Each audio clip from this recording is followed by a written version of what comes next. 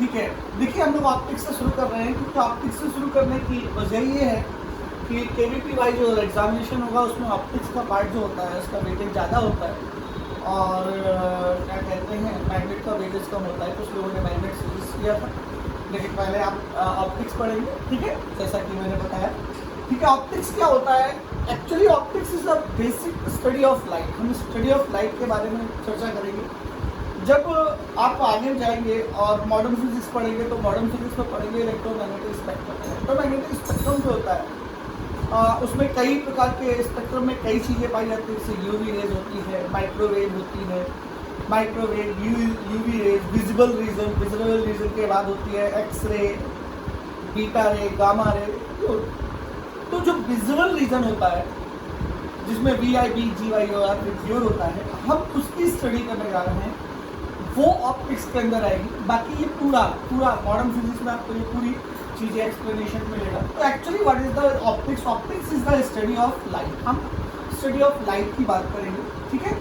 अच्छा, लाइट का जो बिहेवियर है वो अलग अलग सराउंडिंग के हिसाब से अलग अलग होता है। मतलब when the surrounding objects are very large compare to the wavelength of light, ठीक है, the instrument which are used, जहाँ पर हम एक्सपेरिमेंट्स कर रहे हैं, वो जो ऑब्जेक्ट्स हैं वो ऑब्जेक्ट्स अगर लाइट की वेवलेंथ के कंपेयर में बड़े हैं तो वहाँ पर जो ऑप्टिक्स यूज की जाएगी वो कहलाएगी ज्योमेट्रिकल ऑप्टिक्स। क्या कहलाएगी? Geometrical optics. ज्योमेट्रिकल ऑप्टिक्स में हम ऑब्जेक्ट्स जो होंगे वो कंपेयर करेंगे, किसके कंपेयर में? वेवलेंथ ऑफ लाइट की कंपेयर में क्या होंगे? बहुत बड़े होंगे, उसे ज्योमेट्रिकल ऑप्टिक्स में करेंगे। ज्योमेट्रिकल ऑप्टिक्स में हम लोग मिरर पढ़ेंगे, मिरर में रिफ्लेक्शन पढ़ेंगे, फिर स्लैब पढ़ेंगे, स्लैब में रिफ्रैक्शन पढ़ेंगे, फिर प्रिज्म पढ़ेंगे, refraction, actually refraction, plane surface reflection, plane surface, curve surface तक पढ़ेंगे। फिर हम इंस्ट्रूमेंटल ऑप्टिक्स पढ़ेंगे। इंस्ट्रूमेंटल ऑप्टिक्स में हम लोग क्या कहते हैं जाएंगे कंपाउंड माइक्रोस्कोप, टेलीस्कोप वगैरह को देखेंगे, ठीक है। तो और उसके बाद वेव ऑप्टिक्स क्या है? वेव ऑप्टिक्स वो ऑप्टिक्स है जहाँ पर ऑब्जेक्ट, जो सराउंडिंग के ऑब्जेक्ट्स होंगे वो लाइट की वेवलेंथ के कंपेरेबल होंगे, यानी कि उसकी कंपेयर में बहुत छोटे नहीं होंगे, ठीक है। ऑब्जेक्ट्स जो होंगे वो बराबर, लगभग वेवलेंथ के बराबर होंगे। वो जो स्टडी होगी वो वेव ऑप्टिक्स के अंतर्गत आएगी। वहाँ पर हम YDAC पढ़ेंगे, यंग्स डबल स्लिट एक्सपेरिमेंट, ठीक है। डिफ्रेक्शन पढ़ेंगे, वहाँ पर बहुत छोटे वो स्लिट बनाए जाते हैं, वहाँ से लाइट को गुजारा जाता है, वहाँ पर लाइट स्ट्रेट पाथ में चलकर बेंड भी होती है। तो it means basically we can say the behaviour of light changes with respect to surrounding, then this changement divide its optic in two parts. One is geometrical optics and another is wave optics. Geometrical optics is the optics when objects are very large compared to the wavelength of the light, ठीक है। It is divided into more part, ray optics and instrumental optics, okay. And wave optics when objects are comparable to the wavelength of light is known as, वहाँ पर जो study होगी वो wave optics कहलाएगी, वहाँ पर YDAC पढ़ेगी, ठीक है। थोड़ी सी प्रॉपर्टी पढ़ लेते हैं लाइट की, जैसा कि आप लोग को मालूम है लाइट की प्रॉपर्टीज क्या क्या होती है, लेकिन फिर भी थोड़ा सा रिकॉल कर लेते हैं। What is the light? Light is a electromagnetic energy. Light is a electromagnetic energy है। ये इलेक्ट्रोमैग्नेटिक एनर्जी है, इसमें इलेक्ट्रिक का भी पार्ट होता है, इलेक्ट्रिक फील्ड भी होती है और मैग्नेटिक फील्ड भी होती है, ये दोनों पार्ट लेके चलती है। And it moves with a speed of 3 × 10⁸ metre पर सेकंड इन वैक्यूम। आप वैक्यूम और एयर में इसकी स्पीड 3 × 10⁸ मीटर पर सेकंड लेके चलेंगे। Light moves in straight line. Light जो होती है वो स्ट्रेट लाइन मोशन करती है। No medium required to propogate of light. Light को जलने के लिए किसी भी प्रकार के मीडियम की जरूरत नहीं होती। C is equal to 1/μ0 epsilon naught. μ0 magnetic field को दर्शाता है। आगे जब मैग्नेट पढ़ाई जाएगी तो ये टर्म आपको मिलेगा, ठीक है। और एप्सिलॉन नॉट आप लोगों ने पढ़ा होगा, एप्सिलॉन नॉट पहले चैप्टर में पढ़ाया गया है, ठीक है। ये यानी इलेक्ट्रिक फील्ड और मैग्नेटिक फील्ड इसमें दोनों होती है, ये फॉर्मूला ये बता रहा है, ठीक है। चलिए, इतनी बातों को ध्यान में रखते हुए हम लाइट को आगे बढ़ाते हैं, ठीक है। अच्छा, कल एक वीडियो डाला था, उसमें एक क्वेश्चन थोड़ा सा गलत हो गया था, इस वजह से उस वीडियो को डिलीट किया है, क्योंकि भाई बहुत सारे लोग देख रहे हैं, ऐसा ना हो गलत इम्पैक्ट जाए, ठीक है। उसको अब सुधारते हुए हम लोग आगे बढ़ते हैं, ठीक है। सबसे पहले हम लोग पढ़ेंगे ऑब्जेक्ट हमें दिखाई क्यों पड़ते हैं, ठीक है। लाइट की जो प्रॉपर्टी है, light is electromagnetic energy that is sensible to our eyes, ठीक है। हमें क्या और ऑब्जेक्ट दिखाई क्यों पड़ते हैं, लाइट की वजह से दिखाई पड़ते हैं, तो वो कौन सी फिनोमिना है जिसकी वजह से हमें ऑब्जेक्ट दिखाई पड़ते हैं?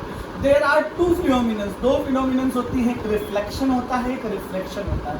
रिफ्लेक्शन और रिफ्लेक्शन दोनों की वजह से हमें ऑब्जेक्ट दिखाई पड़ते हैं, ठीक है। एक्चुअल किसी भी सरफेस पर रिफ्लेक्शन, रिफ्रैक्शन और एब्जॉर्प्शन तीनों होते हैं। जहाँ पर रिफ्लेक्शन डोमिनेट करता है वहाँ हम रिफ्लेक्शन की स्टडी करते हैं, जहाँ पर रिफ्रैक्शन डोमिनेट करता है वहाँ रिफ्रैक्शन की स्टडी करते हैं, जहाँ पर एब्जॉर्प्शन वो करता है, क्या नाम है, डोमिनेट करता है, वहाँ पर उसकी स्टडी करते हैं, ठीक है। ओके, चलिए अगर हम लोग आगे बात करते हैं, सबसे पहले बात करते हैं कोई भी चीज़ हमको क्यों दिखती है। अगर ये व्हाइट बोर्ड है, ये हमको दिख रहा है, तो उसको दिखने के पीछे एक रीज़न है कि यहाँ से रे चलकर मेरी आंखों में टकराई होगी तभी ये मुझे दिख रहा है, ठीक है। तो ये फिनोमिना कहलाती है रिफ्लेक्शन। रिफ्लेक्शन वो फिनोमिना है जिससे हम अपने सराउंडिंग चारों ओर चीज़ों को देख सकते हैं। Reflection is a phenomenon, with the help of this phenomenon we can see the surrounding objects. Okay, अब हम लोग पढ़ते हैं reflection of light. Reflection of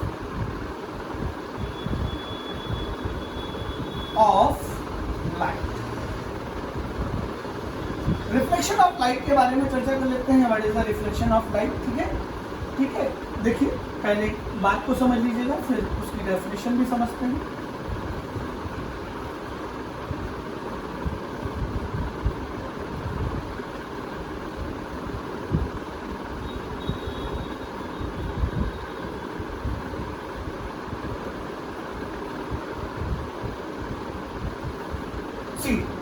Reflection of light, bouncing back of a light after striking a shiny surface. Bouncing back of a light after striking a shiny surface in the same medium is known as reflection of light. Light का किसी shiny surface पर पड़कर उसी medium में वापस लौट जाना क्या कहलाता है? रिफ्लेक्शन कहलाता है। और reflection of light, again I repeat my statement, listen very carefully. Bouncing back of a light after striking a shiny surface in the same medium is known as reflection of light. Let us suppose z dash is a shiny surface, it is a reflecting surface, a light, this incident on a point O. Okay, this ray is known as incident ray, and this dotted line is known as normal. Normal is always perpendicular to the surface, always perpendicular to the surface. And this is a reflected ray, and this angle, the angle between incident ray and normal is known as angle of incidence. The angle between the reflected ray and normal is known as angle of reflection, ठीक है। Okay, have you any problem?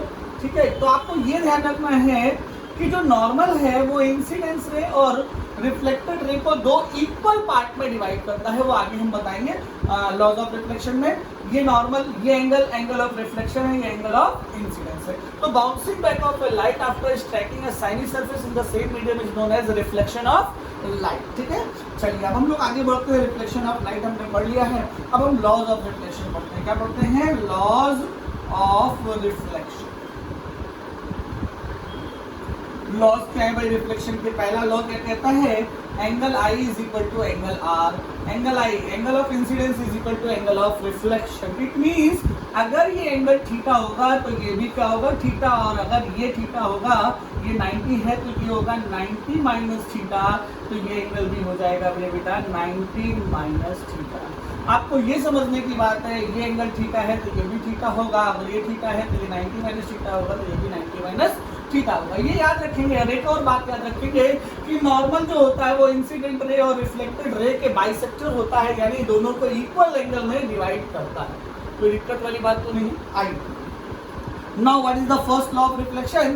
Angle of incidence is equal to angle of reflection. Second law थोड़ा सा तेज चलेंगे क्योंकि आप लोग जानते हैं ये चैप्टर आपका ये थोड़ा सा पढ़ा हुआ है 10th स्टैंडर्ड में, इसमें थोड़ा सा तेज आगे बढ़ेंगे, ठीक है।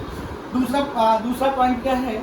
Incident ray, reflected ray, normal lies on the same plane. Incident ray, मान लीजिए ये इंसिडेंट रे है, ये आ रही है, ये रिफ्लेक्टेड रे है, ये जा रही है, और अब हमें नॉर्मल खींचना है। नॉर्मल इन दोनों पर परपेंडिकुलर, तो ऐसा भी हो सकता है।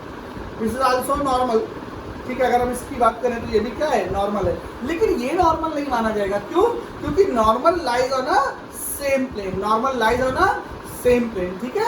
और याद रखना, अगर तीन वेक्टर सेम प्लेन पर होते हैं तो उनका डिटर्मिनेंट 0 होता है। डिटर्मिनेंट क्या होता है? 0। डिटर्मिनेंट मैथ्स वालों के लिए है, वो आगे चल के आपको समझाया भी जाएगा, उसका एक क्वेश्चन है वो बताया जाएगा, ठीक है। कोई दिक्कत वाली बात तो नहीं है. Then what is the reflection? A reflection, bouncing back of a light after striking a shiny surface in the same medium is known as a reflection. Okay, laws of reflection. ठीक है, first angle of incidence is equal to angle of reflection. ठीक है, and incident ray, reflected ray and normal lies on a same plane.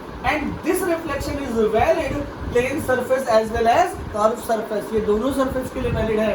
कौन कौन सी surface के लिए? Plane surface के लिए भी और curved surface के लिए, दोनों surface के लिए valid है. कोई दिक्कत वाली बात तो नहीं है. Then what is the reflection? Bouncing back of a light after striking a shiny surface in the same medium is known as reflection of light. Then what are the laws of reflection? Angle of incidence is equal to angle of reflection.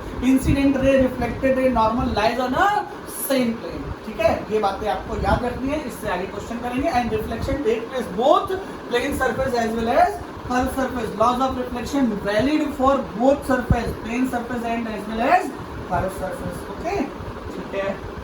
चलिए, अब हम लोग reflection हम लोगों ने पढ़ लिया. Reflection के कुछ एग्जांपल पढ़ते हैं. एग्जांपल जो रिफ्लेक्शन को बताते हैं और समझाते हैं, कुछ न्यूमेरिकल पार्ट पढ़ते हैं. ठीक है, हालांकि ये क्वेश्चन मैं 10th में कराता हूँ. ध्यान से सुनिएगा इस क्वेश्चन को.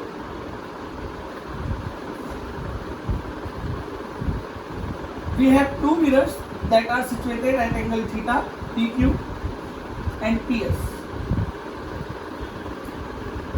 Okay, एक ray I, ray of light जो आई,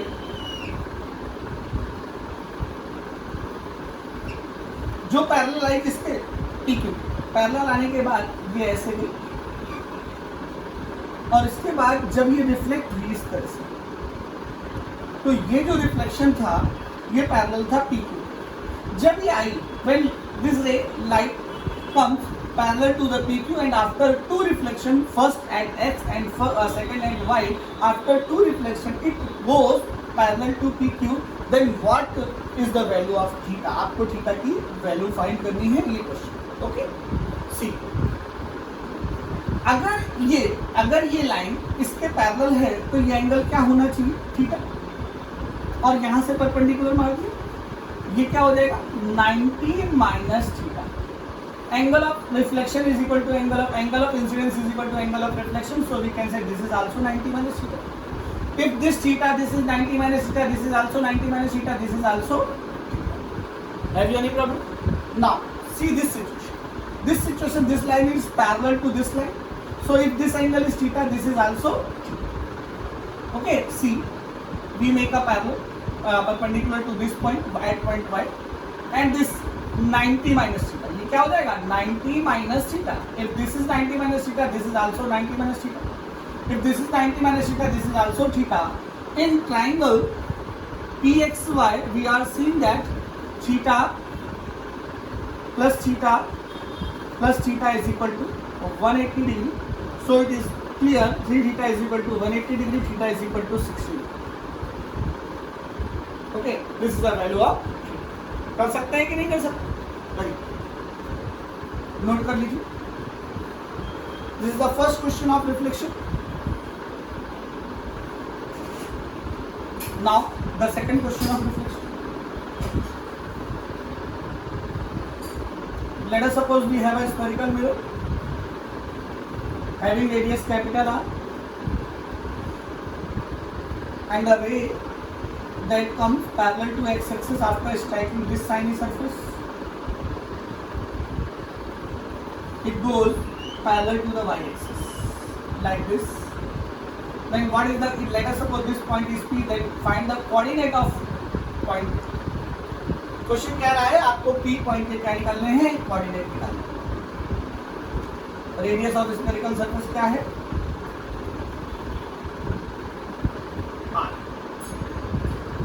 चलिए देखते, यहाँ से नॉर्मल ड्रॉ करें. अच्छा, ये नॉर्मल, ये 90 डिग्री है, ये इंसिडेंट रे है, एक्स एक्सेस पर आई है, रिफ्लेक्टेड रे वाई एक्सेस पर है. ये नॉर्मल अगर हम इस पर ड्रॉ करें तो ये नॉर्मल इसको 45 डिग्री पर डिवाइड करें. इसको अगर हम आगे ले जाएं, ये भी एंगल कितना हो जाएगा? 45. और ये क्या है? This is the radius of sphere and we have to find the coordinate of this point. कैसे फाइंड करेंगे? It means we have to find the x and y. what is x? r, this is 45, this angle is 45, this is r. Then cos component x is equal to r cos 45. याद है theta के पास वाला किसका होता है? cos का. Then r by √2. ये negative होगा. क्यों निगेटिव होगा? ये ओरिजिन. अच्छा ओरिजिन इसको कंसीडर करना. ओरिजिन के इधर की डिस्टेंस कैसे होगी? निगेटिव. अच्छा y is equal to y is equal to क्या हो जाएगा? r sin 45. It is also r by root, but it will be positive because we are going positive direction of the y-axis. So the coordinate of P point is x comma y, that is minus r by √2 comma r by √2. Okay, note कर लीजिए, कर लेंगे. अच्छा आप इसी question में पहले कर लीजिए फिर आपको बता, फटाफट करिए.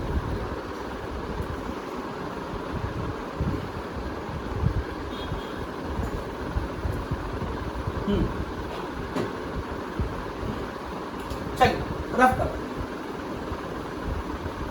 और गौर करते हैं इसी क्वेश्चन में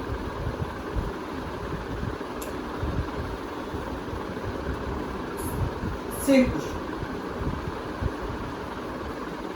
देखिए क्वेश्चन बनाना कितना इजी होता है, कोई डिफिकल्ट नहीं है.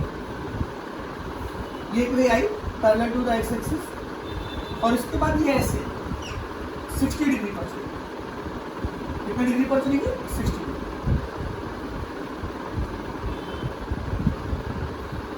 ये मान लीजिए 60 डिग्री ये आई और ये चली. This is the reflecting surface. Now this point is P. Now the question arises, what is the coordinate of P now? Now you can say, let us draw a perpendicular on this point. This angle should be 30 degree. This is also 30 degree. And we draw this line. This angle is also 30. Actual ये bend हुई line दिख रही है लेकिन ये bend नहीं होगी, ये सीधी लाइन होगी. ठीक है.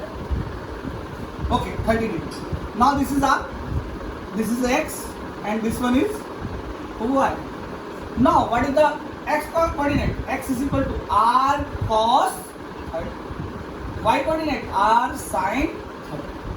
Are cos 30 minus 4. X is equal to R into cos 30 √3 by y is equal to sin 30 यानी r बाय, अगर रेडियस 2 कंसीडर कर ले तो जो मर्जी है वो आंसर. ठीक है, कर लेंगे. कोई है इसमें कोई दिक्कत वाली बात तो नहीं. नोट करिए फटाफट. ठीक है, क्या पढ़ा है उसको ध्यान से सुनिए.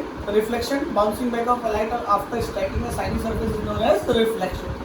Laws of reflection, angle of incidence is equal to angle of reflection.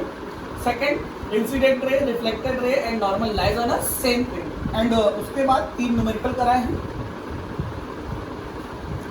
तीनों अच्छे से लगाइए. ठीक है, रफ कर रहा हूं. थोड़ा सा मैथमेटिकल न्यूमेरिकल है, जेई का है, ध्यान देंगे.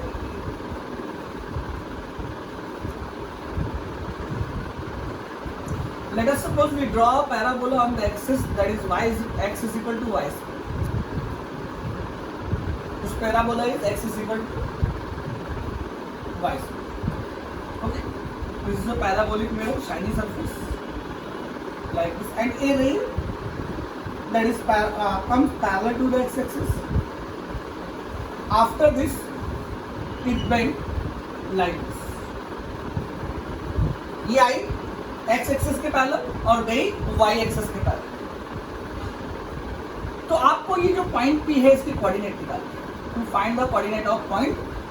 ठीक है भाई, ये नहीं आई और ये चली गई, हमने यहाँ से परपेंडिकुलर ड्रॉ कर. ये देखिए, अच्छा जाहिर सी बात है ये कितने डिग्री होगा? 45 डिग्री. ये कितने डिग्री होगा? 45 डिग्री. इसको पीछे ले देंगे तो ये एंगल भी कितना हो जाएगा? 45 डिग्री. यहाँ से टेंजेंट ड्रॉ करिए. ये टेंजेंट ड्रॉ कर दी. अच्छा ये टेंजेंट ड्रॉ की, ये एंगल क्या हो जाएगा? 90 डिग्री. बताने की जरूरत नहीं है. ये एंगल कितना हो जाएगा? 45. बताने की जरूरत तो नहीं.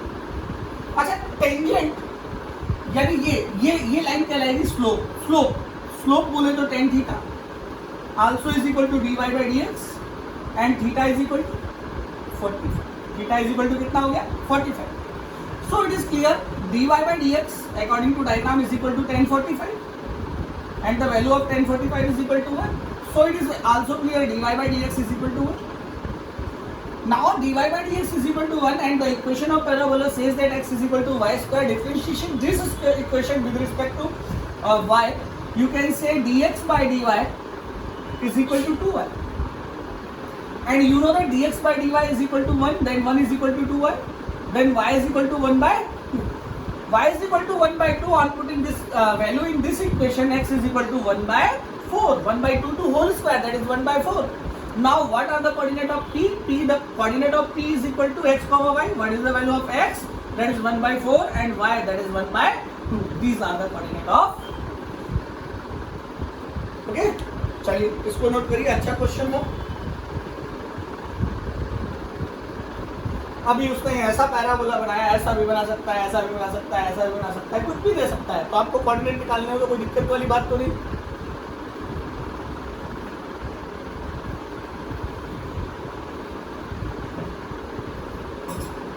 अच्छा ये ऐसे ना जाकर किसी एंगल पर जाती तो ये देखिए ये तो 90 हो जाता, ये अपना जो मान लीजिए ये 60 पर जाती तो ये 30 होता, 90 फिर 30 ये 60 हो जाता, तब dy बाई dx tan 60 हो जाता. tan 60 की वैल्यू रखते हैं √3 रखते हैं, फिर सॉल्व करते हो जाता. ठीक है, तो क्वेश्चन कैसा भी बन सकता है, आपको केवल फंडामेंटल तैयार होनी चाहिए, जिसे कहते हैं कंसेप्ट आनी चाहिए. ठीक है, ये सभी लोग यही बात करते हैं, सारे टीचर्स इसी बात को फॉलो करते हैं. आपको फिजिक्स के कंसेप्ट आते हैं तभी आप क्वेश्चन लगा सकते हैं, नहीं तो क्वेश्चन आपको नहीं लगते. Question number of question infinity होता है, किसी भी जगह पर नंबर ऑफ क्वेश्चन जो होते हैं वो इन्फिनिटी होते हैं, वो कितने भी हो सकते हैं, बस अब आपको कंसेप्ट आने चाहिए, क्वेश्चन लगना चाहिए. चलिए अब लोग रिफ्लेक्शन पढ़ते हैं, reflection through a plane mirror, reflection through a plane mirror, reflection through a plane mirror.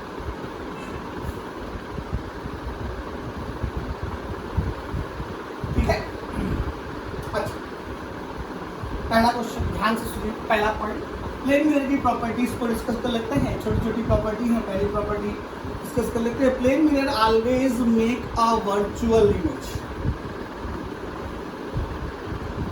ठीक है, कुछ लोग कहते हैं वर्चुअल और इरेक्ट बनाता है, तो ठीक है वर्चुअल बनाता है, लेकिन कभी कभी प्लेन मिरर इरेक्ट नहीं इन्वर्टेड इमेज भी बनाता है. अच्छा कब बनाता है वो ध्यान देने वाली बात है. अच्छा सोचिए प्लेन मिरर जमीन पे रखा और आप उस पर खड़े हो, प्लेन मिरर पे खड़े हो, तो देखिए आपकी इमेज कैसी बनेगी, इन्वर्टेड है कि इरेक्ट. ठीक है, उस पर विचार करिए. तो plane mirror always make a virtual image. Second, for plane mirror image distance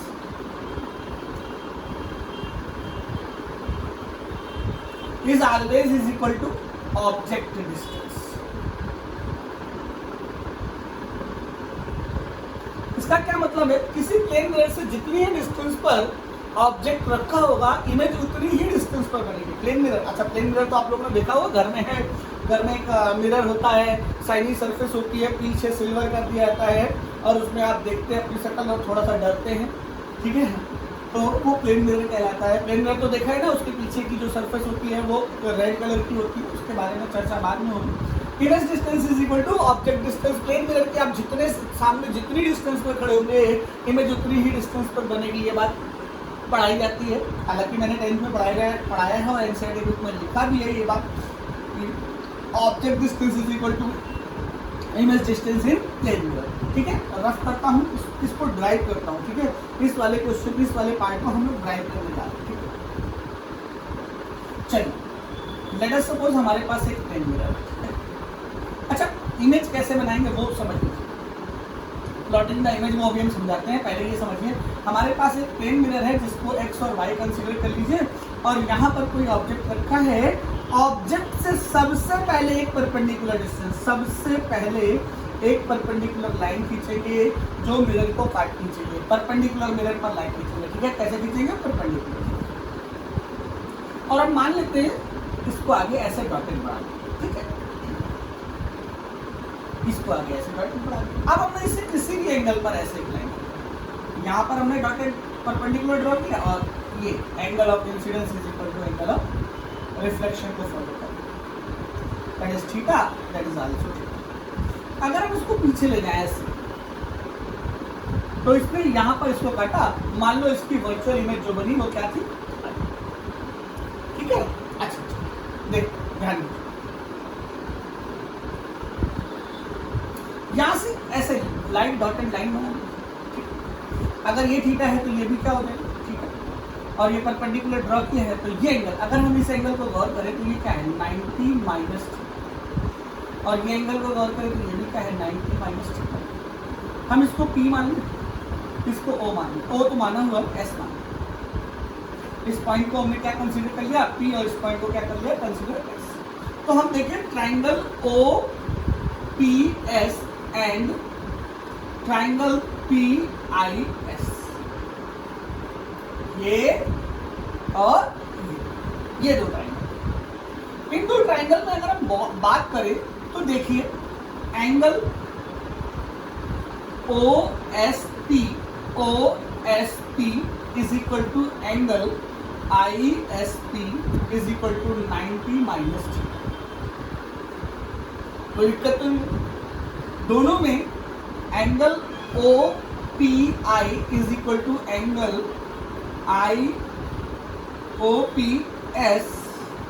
OPS is equal to angle IPS is equal to 90।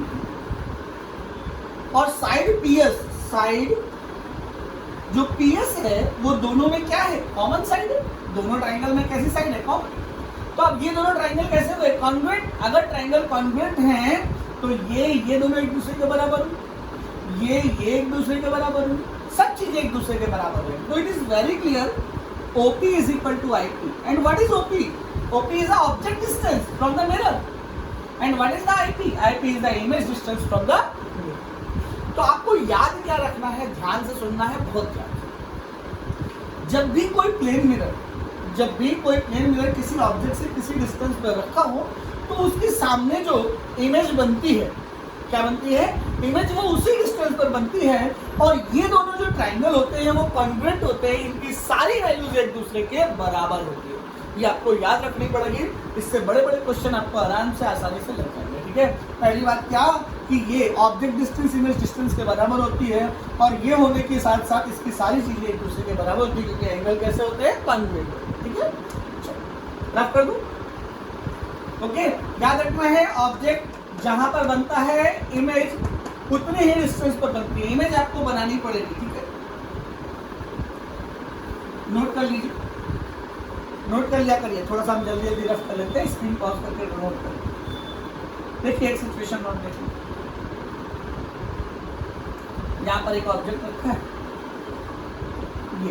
ये ऑब्जेक्ट है, तो आपको पता चल गया भाई कि इमेज यहाँ बनी, सेम डिस्टेंस पर बनी, एक किसी भी एंगल पर ऐसे एक रे, जिस भी एंगल पे ले जाओ, इस पॉइंट से जो रे, इसकी जो रिफ्लेक्टेड, इस रे की जो रिफ्लेक्टेड रे होगी, वो रिफ्लेक्टेड रे हमेशा इमेज से ही आएगी। कहाँ से आएगी, इमेज से। ये बिल्कुल दिमाग में डाल लीजिए, इसकी रिफ्लेक्टेड रे जो आएगी वो हमेशा कहाँ से आएगी, इमेज से।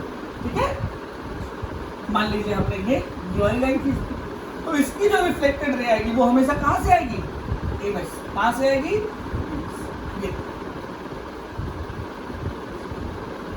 ये इंसिडेंट रे है, ये रिफ्लेक्टेड रे है, और ये नॉर्मल है, और ये भी नॉर्मल। तो क्या समझे कि इसकी ऑब्जेक्ट से किसी भी एंगल पर चलने वाली जो रे है उसकी रिफ्लेक्टेड रे हमेशा कहां से आएगी, इमेज से आएगी। कहां से आएगी, इमेज से। ठीक है, object distance is equal to image distance for plane.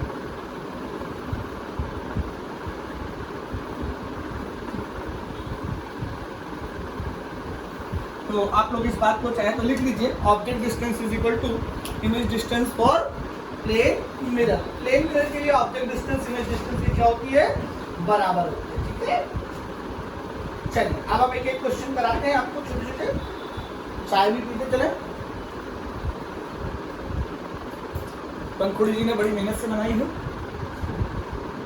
चलिए, आप लोग को ये वीडियो मिल पा रहे हैं इसके लिए दो लोग बहुत मतलब जिम्मेदार हैं, एक हमारे हनी सिंह और दूसरे पंखुड़ी जी। दोनों लोगों ने मिलकर, एक मुझको रोज परेशान करता है आज वीडियो नहीं बनाना है क्या, और एक तो ऐसे दूसरे का नाम नहीं लेना, झगड़ा हो जाएगा। एंगल 30, एक मिरर रखा है। इसी क्वेश्चन की वजह से कल ये वीडियो मुझे दोबारा बनाना, ठीक है। देखो प्लॉटिंग इमेज पहले सिखाना चाहता हूँ। प्लॉटिंग इमेज सीख लीजिए सबसे पहले और फिर बात करते हैं इमेज कैसे प्लॉट की जाती है, उसकी बात करते हैं। Late us suppose this is a PQ, a mirror. PQ हमारे पास एक मिरर है और इस मिरर से कुछ यहाँ पर इस जगह पर एक पॉइंट O है। अब इसकी इमेज ड्रॉ करनी है। तो सबसे पहली बात, क्या इस मिरर से इस ऑब्जेक्ट की इमेज बनेगी कि नहीं बनेगी? सबसे पहली बात, क्या इस मिरर से इस ऑब्जेक्ट की इमेज बनेगी कि नहीं बनेगी? अगर आपका जवाब है नहीं बनेगी तो आप गलत हैं, इमेज बनेगी, ठीक है। इमेज बनेगी, कैसे बनेगी, कहां से दिखेगी, इसके बारे में थोड़ा सा चर्चा करते हैं।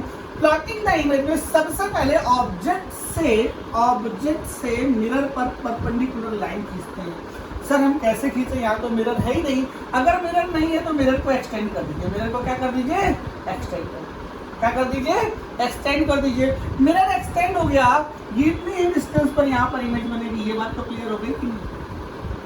अब कहीं पर भी किसी भी एंगल से एक रे मिरर पे ले जाइए, किसी भी एंगल जो आपका मन हो वहां से। क्या ये रे इमेज से होकर जानी चाहिए? इसकी रिफ्लेक्टेड रे कहां से होकर जानी चाहिए, इमेज से होकर जानी चाहिए। देखिए ये इसकी बात समझ में आती है? क्या यहाँ पर इस लाइन पर खड़ा हुआ आदमी क्या इस ऑब्जेक्ट को देखेगा? बिल्कुल देख सकता है, लेकिन अभी हो सकता है यहाँ पर खड़ा हुआ आदमी इसको ना देख पा रहा हो, लेकिन इस जगह पर खड़ा हुआ, इस लाइन पर खड़ा हुआ आदमी इस ऑब्जेक्ट को जरूर देखेगा। तो जो हमारे मन में भ्रांति थी कि जो मिरर की पोजीशन है और ऑब्जेक्ट की पोजीशन एक दूसरे के आमने सामने नहीं है तो ऑब्जेक्ट दिखाई नहीं पड़ेगा, ऐसा नहीं है, ठीक है। तो क्या करते हैं, सबसे पहली बात, प्लॉटिंग द इमेज। इमेज कैसे प्लॉट करते हैं, इमेज कैसे बनाते हैं वो समझ लीजिए। सबसे पहले ऑब्जेक्ट से क्या करते हैं, मिरर पर एक परपेंडिकुलर लाइन खींचते हैं। क्या खींचते हैं, परपेंडिकुलर लाइन। किस पर, मिरर पर। कहां से, ऑब्जेक्ट से। ऑब्जेक्ट से मिरर पर परपेंडिकुलर लाइन खींचते हैं। अगर मिरर सामने नहीं मिल रहा है, तो हम क्या करेंगे, मिरर को एक्सटेंड करेंगे और परपेंडिकुलर लाइन खींचेंगे। और लाइन खींचने के बाद सबसे पहले इमेज ड्रॉ करेंगे। इमेज ड्रॉ करने के बाद जैसे इमेज ड्रॉ हो जाएगी तो ऑब्जेक्ट से कहीं पर भी लाइन खींची जाए, किसी भी एंगल पर लाइन खींची जाए, वो हमेशा उसकी रिफ्लेक्टेड रे कहाँ जाएगी, इमेज से होकर जाएगी। ये बात बिल्कुल दिमाग में रखना है। क्या याद रखना है, बिल्कुल दिमाग में डाल लीजिए। सबसे पहले क्या खींचेंगे, सबसे पहले ऑब्जेक्ट से परपेंडिकुलर लाइन खींचेंगे। किस पर खींचेंगे, मिरर पर। सबसे पहले अगर मिरर नहीं मिल रहा है परपेंडिकुलर तो उसको क्या करेंगे, एक्सटेंड करेंगे। अगर एक्सटेंड हो गई, अगर वो एक्सटेंड करने के बाद सबसे पहले इमेज ड्रॉ करेंगे। इमेज ड्रॉ करने के बाद कोई भी एंगल बनाना हो वो सब बना देंगे। चलिए कल ये क्वेश्चन था, इसी की वजह से मुझे पूरा वीडियो दोबारा बनाना पड़ा है, ध्यान दीजिएगा। यही क्वेश्चन था जो थोड़ा सा गलत हो गया था, इसके लिए मैं क्षमा प्रार्थी हूँ। देखिए क्या कहता है, ये एक प्लेन मिरर है जो कुछ इस तरह का है, हॉरिजॉन्टल से 30 डिग्री, ठीक है। अच्छा, इससे ओरिजिन से 2 मीटर डिस्टेंस पर एक ऑब्जेक्ट ओ रखा हुआ। क्या रखा हुआ, ऑब्जेक्ट। इसकी डिस्टेंस जो है ओरिजिन से इस ऑब्जेक्ट की वो कितनी है, 2 मीटर। कहता है इसकी जो इमेज बनेगी उस इमेज के कोऑर्डिनेट बताने। क्या बताने हैं, coordinate. Find the coordinate of the image and also find the distance between object and image. ठीक है, 2 चीजें बतानी है, इमेज के कोऑर्डिनेट बताने हैं, दूसरा आपको बतानी है distance between object and image, ये आपको बताना है। ठीक है, तो क्या बताया था सबने, प्लॉटिंग द इमेज में क्या बोला था, सबसे पहले ऑब्जेक्ट से परपेंडिकुलर मारते हैं। किस पर मारते हैं, मिरर। ठीक उतने ही डिस्टेंस पर इमेज ड्रॉ कर लेते हैं। क्या ये इमेज होगी, क्या ये एंगल 30 डिग्री होगा? मैंने कहा था ये दोनों एंगल कॉन्ग्रुएंट होते हैं, इनकी सारी वैल्यू एक दूसरे की क्या होती है, बराबर। अब हमें ये पता चल गया कि ये लाइन जो है वो कितने मीटर की है, 2 की है। ओके, ओके, और ये एंगल कितना है 60 डिग्री, ठीक है। यहीं पे गलती हुई थी, गलती क्या हुई थी वो भी मैं बता देता हूँ। तो अभी क्या समझ में आया हमको कि ये एक लाइन है जो 2 मीटर की है, ये एंगल बना रहा है 60 डिग्री, इसके कोऑर्डिनेट निकालने हैं, अरे कोऑर्डिनेट निकालने हैं, तो ये वाला क्या हो जाएगा 2 cos 60, यही गलत होता हमने इसको वर्टिकल ले लिया था, और ये वाला हो जाएगा 2 sin 60, हाँ है ना। तो x इज इक्वल टू क्या हो जाएगा 2 इंटू 1/2 दैट इज 1, और y इज इक्वल टू क्या हो जाएगा 2 into √3/2 that is √3, then the coordinates are 1, √3, हमारे √3,1 आए थे, ठीक है। इसको 1, √3 इसके कोऑर्डिनेट हो जाएंगे कि नहीं हो जाएंगे, क्योंकि ये 2 है, ये 60 बना रहा है, इसका एक हॉरिजॉन्टल कंपोनेंट और एक क्या हो जाएगा वर्टिकल कंपोनेंट, ठीक है। अच्छा, अब बात समझ आती है आपकी, आपने जो कहा ठीक है। अच्छा, गौर करने वाली बात है, इस छोटे वाले ट्रायंगल की बात है,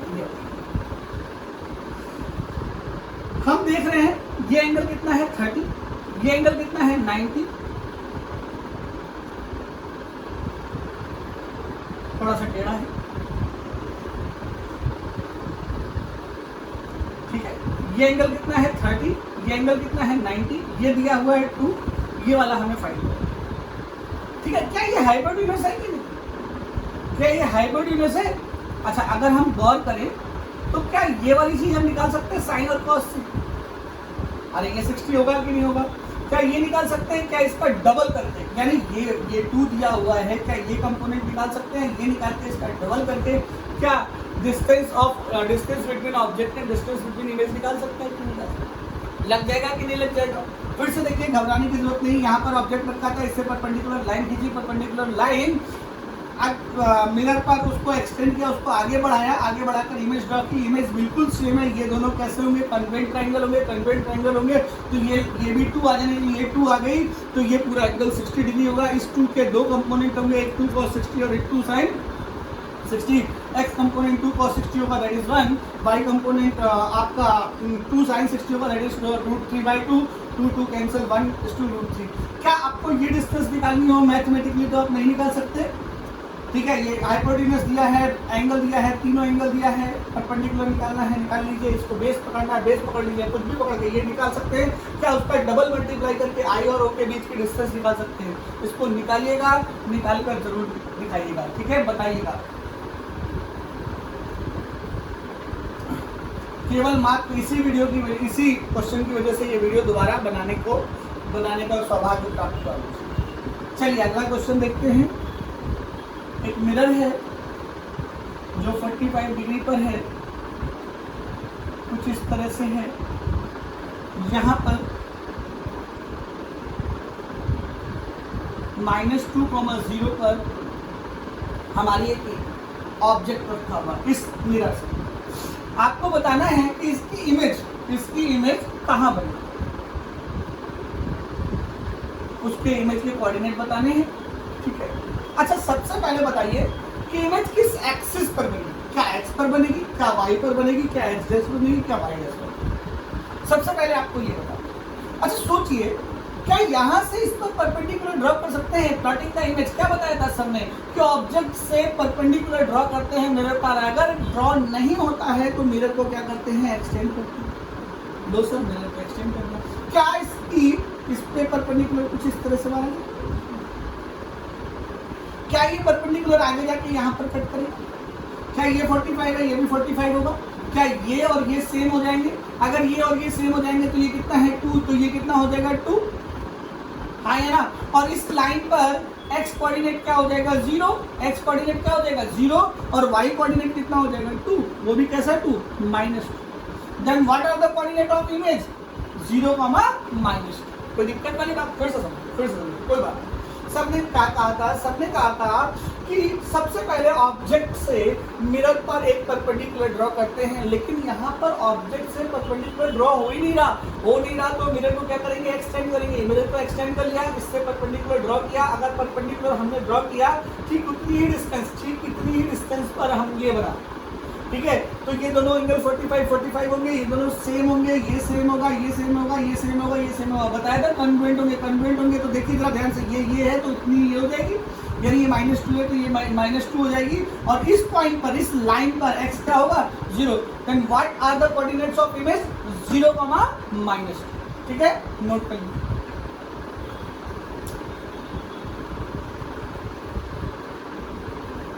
चलिए रफ कर दो।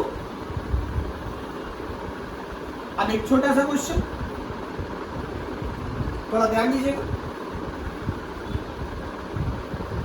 ये प्लेन मिरर है, इस पर एक ऑब्जेक्ट ऐसे रखें ए, इसकी इमेज कैसे बनेगी दिमाग में डाल दीजिए। इसकी इमेज, इस ए पॉइंट की इमेज यहां पर बनेगी, इस बी पॉइंट की इमेज यहां पर, ये इसकी इमेज ए डैश। ये बात समझ में आती है? अगर ये समझ में आती है तो अब हम इमेज की लेंथ निकालेंगे, इमेज की लेंथ, ठीक है। इमेज की लेंथ कैसे निकालेंगे? अभी हमने पॉइंट ऑब्जेक्ट माना था, पॉइंट ऑब्जेक्ट की इमेज प्लॉटिंग कर रहे थे। अब हम ऐसा ऑब्जेक्ट लेंगे जिसकी लेंथ होगी, उसकी इमेज प्लॉटिंग करेंगे, ठीक है। क्लियर है? इसमें कोई दिक्कत वाली बात तो नहीं है। इसको नोट करना चाहे तो नोट कर ले। चलिए एक और एग्जांपल लेते हैं और उससे समझते हैं कि image plotting when length of the image is given, when length of the image is given, हम उसके बारे में समझते हैं।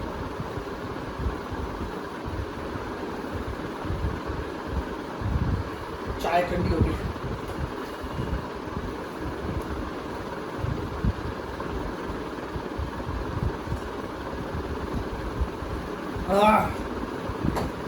नहीं पीते तो कंप्यूटर चाय ले लेते। चलिए x डैश y डैश, ठीक है। अच्छा ये हमारा एक डायग्राम है, इसमें एक ऑब्जेक्ट और एक मिरर को रखना है, लेकिन अब के ऑब्जेक्ट ऐसा रहेगा जिसकी एक लेंथ होगी और उस लेंथ ऑब्जेक्ट की हमें इमेज ड्रॉ करनी है, ठीक है। चलिए मान लीजिए यहां से 45 डिग्री पर एक मिरर है, क्या रख लिया? मिरर। कितने डिग्री पर?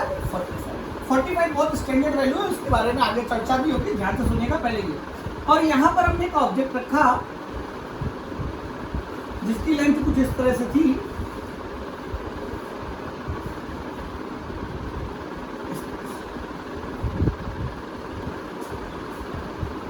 ए बी, ये ए है और ये ऐसा लेंथ ऑब्जेक्ट। सबसे पहली बात, इस ए पॉइंट की इमेज कहां बनेगी? क्या ए पॉइंट की इमेज के लिए ए पॉइंट से मिरर पर क्या मारना पड़ेगा? परपेंडिकुलर। लेकिन परपेंडिकुलर कैसे मारेंगे? वो तो लग ही नहीं रहा है। उसके लिए क्या करना पड़ेगा? मिरर को क्या करना पड़ेगा? एक्सटेंड करना पड़ेगा। लोग मिरर को भी एक्सटेंड करना। क्या ये एंगल 45 होगा? सीधे यहां से ऐसे करके ये पॉइंट क्या हो गया? हाँ है ना? इसको और आगे बढ़ा दिया क्योंकि बी पॉइंट इधर कहीं आएगा। अच्छा बी पॉइंट को बी पॉइंट से परपेंडिकुलर मारेंगे और वो यहाँ कहीं, तो यानी इमेज कुछ ऐसे मिलेगी।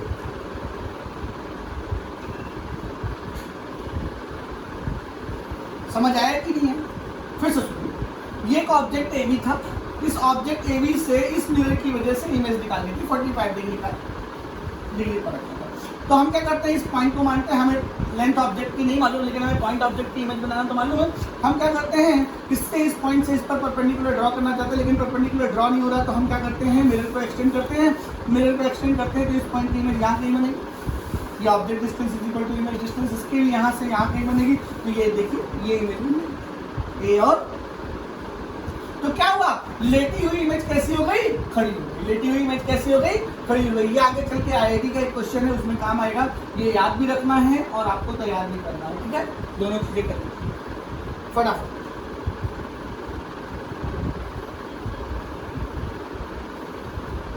ठीक है,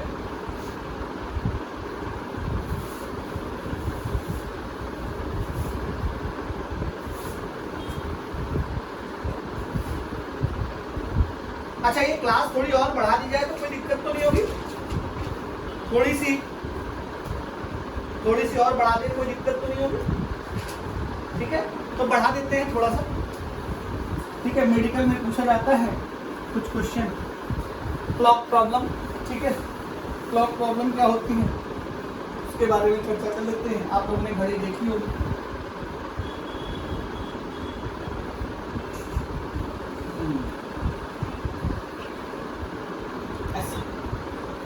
अच्छा ये डिजिटल नहीं है भाई, ये याद रखिएगा, डिजिटल क्लॉक नहीं है। इसमें 3 कांटे होते हैं, छोटा वाला सबसे छोटा वाला आवर का होता है, उससे बड़ा मिनट का होता है और सबसे बड़ा सेकंड का होता है। ठीक है, उसकी बात। तो क्या है कि कुछ भी कोई भी टाइम हो रहा है, मान लीजिए 3 o'clock, ठीक है 3 o'clock हो, अभी सेकंड वाली सुन लापता है, बिल्कुल गायब है, बाद में इस पर चर्चा कर लेंगे। 3 o'clock हो रहा है, अगर हम इसको मिरर में देखें और कोई नंबर ना हो तो हमें कितना दिखाएगा, इसके बारे में ठीक है। तो ध्यान से सुनिए, बहुत सिंपल सी बात, अगर 12 o'clock हो रहा है तो वो 12 ही होगा, ये बिल्कुल दिमाग में रखिए। क्या होगा 12, क्या होगा 12, ठीक है। अच्छा बाकी के लिए देखिएगा, ध्यान से सुनिए, मान लीजिए घड़ी में 3 o'clock हो रहा है, कितना हो रहा है 3 o'clock, कहते हैं मिरर में टाइम है, मिरर में बनाने के लिए, मिरर में आपको बनाने के लिए 12 से आपको सब्ट्रैक्ट करना है, क्या करना है सब्ट्रैक्ट, कंप्लीट आवर, किसको कंप्लीट आवर, तो ये 0 0 और ये कितना हो जाएगा, अगर 3 हो रहा है तो मिरर में कैसा दिखेगा 9, कोई दिक्कत वाली बात। अच्छा चलिए 4 हो रहा है तो मिरर में कैसा दिखेगा, ये कंप्लीट आवर की बात कर रहे हैं, ठीक है। अब ये कंप्लीट आवर, चलिए कहते नहीं सर ये तो 12 3 और 4 ये तो इजी है, आप सर थोड़ा सा और जैसे क्लॉक में टाइम हो रहा है 3:45, अब ये कैसा दिखेगा, अच्छा 3:45 दिख रहा है, अच्छा अगर 3:45 दिख रहा है तो इसको आप सब्ट्रैक्ट करेंगे 11 आवर 60 मिनट्स, इससे 11 आवर 60 मिनट्स, तो 11 आवर 60 मिनट से जब इसको सब्ट्रैक्ट करेंगे, देखिए पहले किससे किया था 12 आवर से, पहले किससे किया था 12 आवर से, फिर 11 आवर 60 मिनट्स, तो 11 आवर 60 मिनट से अगर सब्ट्रैक्ट करेंगे तो ये 5 आ जाएगा और ये 1 हो जाएगा, और ये कितना बचेगा 11 में से 3 8 ठीक है। अच्छा एक और सिचुएशन देख लीजिए, मान लीजिए ये 3:45 20 सेकेंड होता है, क्या होता है 3:45 20 सेकेंड, तो क्या करते हैं 11 आवर 59 मिनट 60 सेकेंड, इससे सब्ट्रैक्ट करते हैं और सब्ट्रैक्ट करते ही हमारा रिजल्ट आ जाता है। तो ये क्लॉक प्रॉब्लम है, कभी कभी बहुत पहले एक बार पूछी गई थी तो उसके बारे में है, इसलिए हमने आपको ये भी बता दिया कि जब कंप्लीट आवर हो तो 12 से सब्ट्रैक्ट कर लो, तो आर प्लस मिनट हो तो 11 आवर प्लस 60 मिनट से सब्ट्रैक्ट कर लो, अगर मिनट सेकंड सब है तो 11 आवर 59 मिनट 60 सेकंड से सब्ट्रैक्ट कर लो, जो वैल्यू आएगी वही आपकी, ठीक है। कहीं कहीं पर मैच नहीं करेगा तो टेंशन नहीं लेना, उसके लिए हम अलग फॉर्मूला बता देंगे, ठीक है।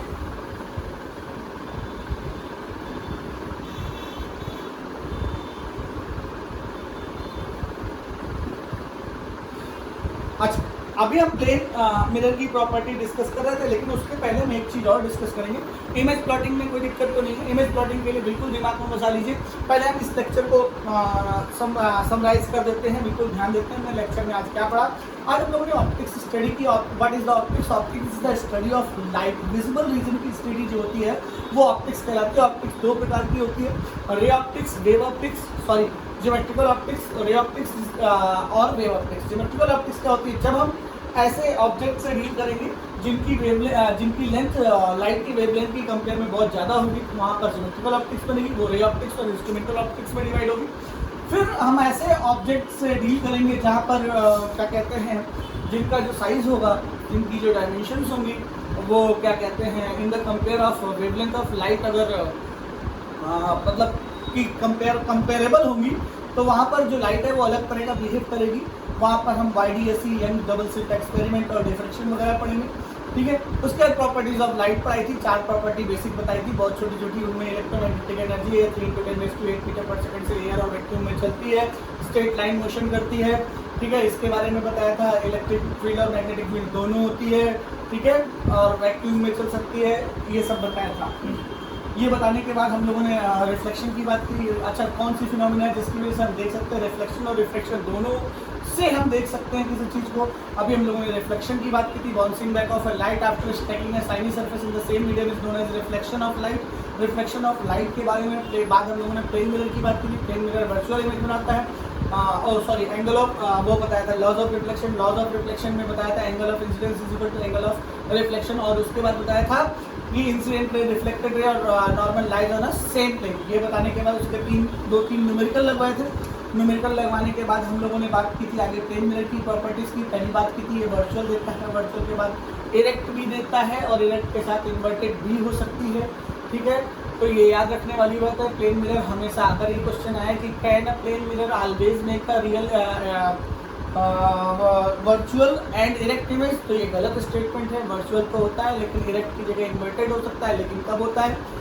when object is on the when object is situated at perpendicular to the mirror then the image is inverted, ठीक है। उसके बारे में चर्चा की। उसके बाद हम लोगों ने plotting the image. Plotting the image बहुत इंपॉर्टेंट है, ध्यान रखने वाली बात है। सबसे पहले ऑब्जेक्ट से मिरर तक परपेंडिकुलर मारते हैं, अगर परपेंडिकुलर नहीं पड़ रहा है तो मिरर को एक्सटेंड करते हैं, एक्सटेंड करके परपेंडिकुलर मारते हैं, इमेज ड्रॉ करते हैं, दो कॉन्वेट एंगल बनाते हैं, खटाखट सॉल्व करते हैं, जो आ जाता है वो आंसर कर लेते हैं। इसमें कोई दिक्कत वाली बात तो नहीं है। उसके बाद क्लॉक की प्रॉब्लम बताई। क्लॉक की प्रॉब्लम बताई जब कंप्लीट हो रहा हो तो 12 से सब्ट्रैक्ट करते हैं, कंप्लीट के साथ मतलब आर के साथ मिनट हो तो 11 आर 60 मिनट से करते हैं। जब आर मिनट सेकंड तीनों हो तो 11 आर 59 मिनट 60 सेकंड से सब्ट्रैक्ट करते हैं। सारी वैल्यूज आ जाती है, कुछ एक फंसेगी एक दो वो हम आपको बता देंगे, उसके लिए आप टेंशन लेने की जरूरत नहीं है, ठीक है। इतने में कोई समस्या तो नहीं है? अच्छा, इतने में समस्या नहीं है। आगे अगली जो है वो इमेज व्यू है। इमेज व्यू, इमेज कहाँ से देखी जा सकती है किसी मिरर के सामने, उस पर चर्चा है, ठीक है। वो अगले टाइम पे करते हैं। आज के लिए बस इतना ही रखते हैं, ठीक। समझ आ रही है कि नहीं आ रही है? समझ आ रही है तो अच्छी बात है, नहीं आ रही तो जैसे, ठीक है। एक बार प्रेम से बोल दो पांडे जी महाराज की जय।